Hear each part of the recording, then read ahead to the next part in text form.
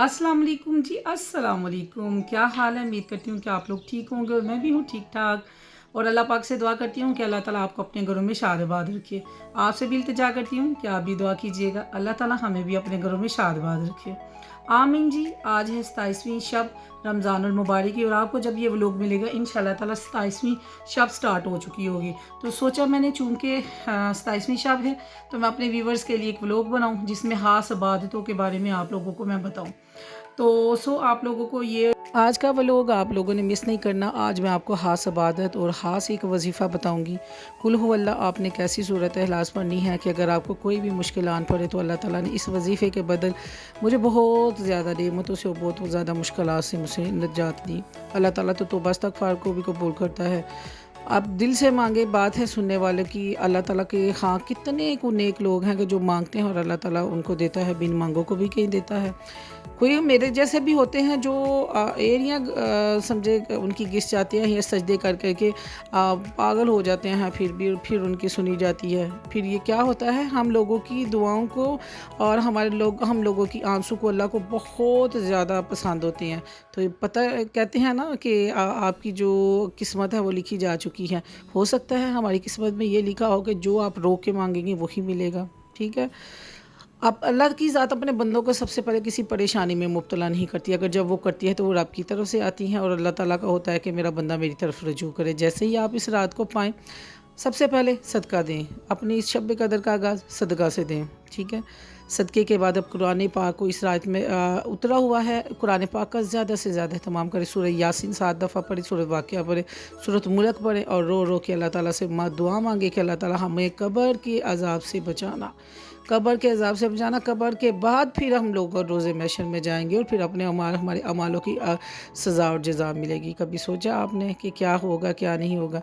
सूरत इखलास कुल हु अल्लाह आप जितना भी हो सके पढ़े। 3 दफ़ा पढ़ने से एक कुरान पाक का सवाब मिलता है, तो आप जब ज़्यादा पढ़ेंगे तो फिर उसका सवाब कितना होगा।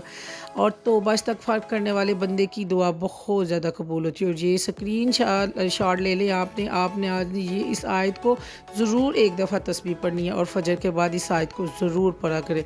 इसके बाद अगर आप वैसे भी फजर के बाद हस्बी अल्लाहु ला इलाहा इल्ला हुवा अलैहि तवक्कलतु व हुवा रब्बुल अर्शिल अज़ीम की तस्बीह पढ़ें, तो आप दुनिया की किसी नेमत से महरूम नहीं होंगे। रब की ज़ात आपकी तमाम मुश्किलात को आसान करेगी और आपकी दुआओं को कबूल करेगी। हाँ मीम को आपने आज ज़रूर पढ़ना है, इसका भी स्क्रीनशॉट ले लें। हाँ मीम, ये कुरान पाक की इतनी आयात हैं, जितनी भी सूरतें हैं जिसमें हाँ मीम से स्टार्ट होती है, इनकी ये पहली आयात। ठीक है। आपको लोगों को मैं बता दूं ताकि ये ना हो कि आप कहें कि हामीम क्या है। दही बड़े नहीं खाने, अल्लाह ताला ने आपने जो दिया है अल्लाह ताला आपने वही खाना है।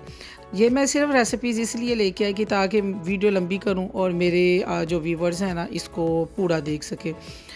आज के दिन मेरे वालदा की दुनिया से डेथ हुई, दुनिया से चली गई 2005 को। नुक्कड़ में ढूंढ रही हूँ मैं किधर जाके फूट के रूँ, ताकि मेरे बहन भाई खुशियों में हैं, मेरे बहन भाई उनके बच्चे मेरी वजह से परेशान ना हो। क्योंकि जब मैं रोती हूँ कि मैं कुछ अपने घर की बहुत ही लाडली, सबसे बड़ी हूँ, सबसे ज़्यादा लाडली हूँ। रब जाने कि मैं अपनी माँ की भी लाडली थी, मेरे बहन भाइयों ने मेरे लाड क्यों लड़ाते हैं, मेरा रब जाने।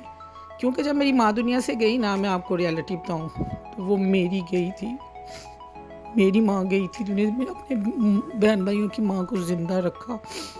अब उसका बदल क्या मिल रहा है मुझे कि अब उन्होंने अपनी औलाद से ज़्यादा मुझसे मोहब्बत करनी शुरू कर दी। जब उनको ये बड़े हुए हैं, उनको एहसास हुआ कि इस बहन ने हमारे लिए क्या क्या कुर्बानियाँ दी, तो फिर ना मेरी माँ तो माँ जैसी मोहब्बत तो नहीं, लेकिन उससे बस उसकी औलाद ने ऐसी मोहब्बत दी मुझे कि बस देखिए मैं बात करते करते कई दफ़ा ना देखिए मैं रो पड़ी हूँ ना, ये मोहब्बत के आंसू हैं।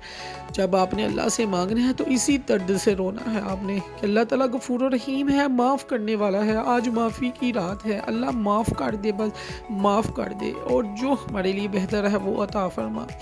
आज मैं आपको एक ऐसा वजीफ़ा बताऊंगी, कई दफ़ा ऐसी दुआएं होती हैं जो कबूल नहीं होती।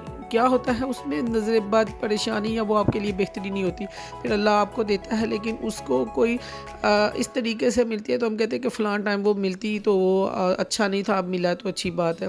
फजर के टाइम सूरत آپ نے جب اس کی سنتیں پڑھ لینی ہے تو سنتوں کے بعد آپ نے سورۃ اخلاص کو 41 دفعہ پڑھنا ہے، تسبیح کے اوپر اول آخر درود شریف پڑھنا ہے، 41 دفعہ سورۃ اخلاص پڑھنی ہے، سجدے میں چلے جانا ہے، رو رو کے اللہ تعالیٰ سے دعا مانگنی ہے، جتنا بھی آپ سوچ سکتے ہیں نا، رو سکتے ہیں نا، آپ اپنے سجدوں کو بیگ دیں اپنی آنسوں سے، تو آپ نے 41 دن ہی 41 دفعہ ہی آپ نے یہ دعا مانگنی ہے۔ پھر آپ یقین مانیں 41 دن کے سے پہلے اللہ تعالیٰ کی ذات میرے کام ہو جاتے ہیں۔ میں آپ کو بتاؤں، ہم دنیا کے بہت ہی زیادہ وہ لوگ ہیں کہ جب مائیں چلی جاتی ہیں نا، ماں باپ دنیا سے، کوئی دعا کرنے والا نہیں ہوتا، تو پھر ہم جیسوں کو نا پھر اسی سہارے جینا پڑتا ہے۔ تو میں کہتی ہوں کہ جب بھی مجھے مشکل آن پڑی، یہ میں نے وظیفہ کیا، اللہ نے پل پل میری جوڑیوں کو خیروں سے بھر دیا۔ تو آج میں سوچ رہی تھی کہ میں اپنے ویورز کے لیے یہ والا وظیفہ شیئر کروں، اللہ تعالیٰ کسی کو فائدہ پہنچے، پھر وہ ہاتھ اٹھا کے میرے لیے دعا مانگے جو میری نسلوں کو فائدہ دے۔ دنیا میں پیسہ کما لینا، دنیا میں عزت کما لینا، یہ کوئی بہت بڑی بات نہیں، وہ جو آپ کے نصیبوں میں لکھا ہے نا وہی ملے گا۔ لیکن اگر آپ کی وجہ سے کسی کو فائدہ ملا تو پھر آپ کی زندگی میں اور مرنے کے بعد جو آپ کو ثواب ملے گا نا، وہ رب جانتا ہے۔ آج کی رات سورت دعا ضرور پڑھیں، سجدوں میں اپنے رب کو منائیں، دعائیں مانگے، پھوٹ پھوٹ کے رو رو کے دعائیں مانگے۔ تو یہ والا وظیفہ تھا قل ہو اللہ کا، جو آپ نے 41 ٹائمز پڑھنا ہے، اور اپنی دعاؤں میں مجھے بھی شامل رکھنا۔ اپنا بہت زیادہ خیال رکھے۔ اللہ